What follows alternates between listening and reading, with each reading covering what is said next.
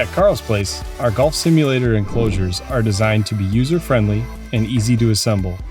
In this video, we will provide you with some tips and tricks, as well as walk you through the setup process for our Pro Enclosure kit. You'll want to start by organizing your frame kit by size and shape. Your Pro kit will include 2-inch steel fittings, all required EMT frame tubing, a black knit fabric ceiling panel and 2 wall panels, an impact screen, 4 safety cushions, 6-inch ball bungees, and zip ties. Optional add-ons for the kits include projector or electronics mounts, net wall extensions, and vinyl ceiling baffles. If you purchase your Pro kit without the optional pipe framing included, you'll need to purchase the EMT from a local hardware store and cut it to size.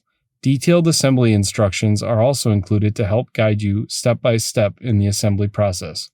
Make sure to have your tools handy. You'll need at least one 6mm hex key or bit, a measuring tape, and 2 8-foot tall step ladders.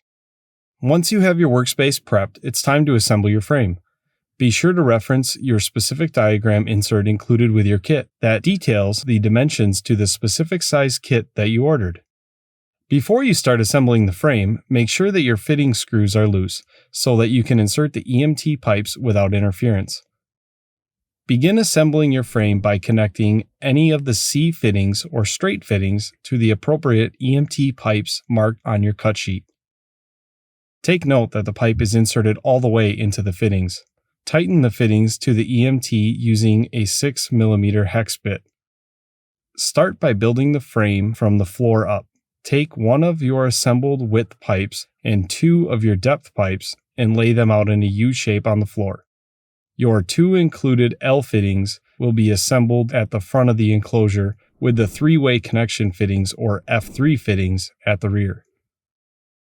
Next, insert the EMT pipes for your height. Put F3 fittings on the tops of each pipe, but don't fully tighten these fittings down until the top half of the frame is inserted into each fitting. When assembling the top half of the frame, it's important to work from the back of the enclosure to the front. Point the bolts on all fittings to face toward the rear of the enclosure. Double check that all fitting screws are tightened down and complete the frame assembly by measuring the frame to make sure that all dimensions match the length specified in your diagram. The next step is to attach your ceiling panel. If your enclosure design includes a crossbar, you will have 2 ceiling panels. In a similar fashion to the EMT pipes, work from the back to the front.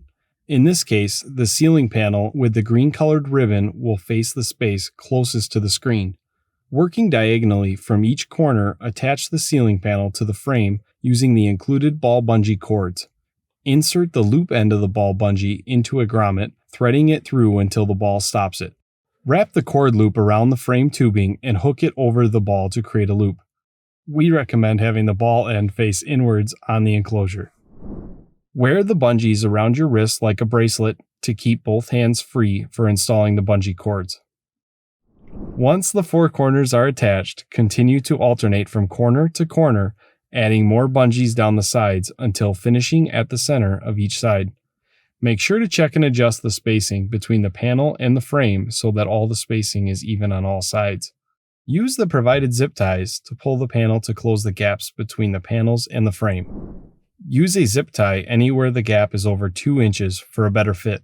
This might only be necessary at the corners of a panel if needed at all.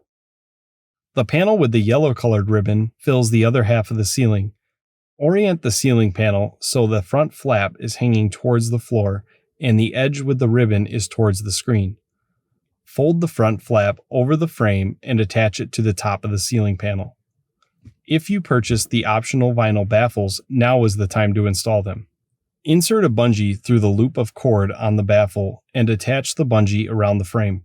Hang the baffles with the mat side facing the front of the enclosure and stretch them to the top of the frame using 1 bungee on each side. Zip ties can be used to apply extra tension if needed. Baffles can be spaced at any preferred distance away from the screen, but typically are most effective at 1 to 1.5 feet apart. To attach the wall panels, uninstall the L fittings at the bottom front of the frame in order to thread the bottom pipe and vertical pipe through the fabric sleeves of the wall panel. The left wall panel is marked with a blue ribbon, and the right panel is marked with a red colored ribbon. Check for burrs. Be careful not to rip the material on any sharp ends of the pipes when sliding on the sleeve. Once the panel sleeve is over both the bottom and front pipes, reinstall the L fitting and attach the hook and loop that wraps around it. Next, work on attaching the corners to the frame. Attach the front sleeve of the panel with the top of the frame and secure it with a bungee. Repeat this process with the bottom sleeve to the back of the enclosure.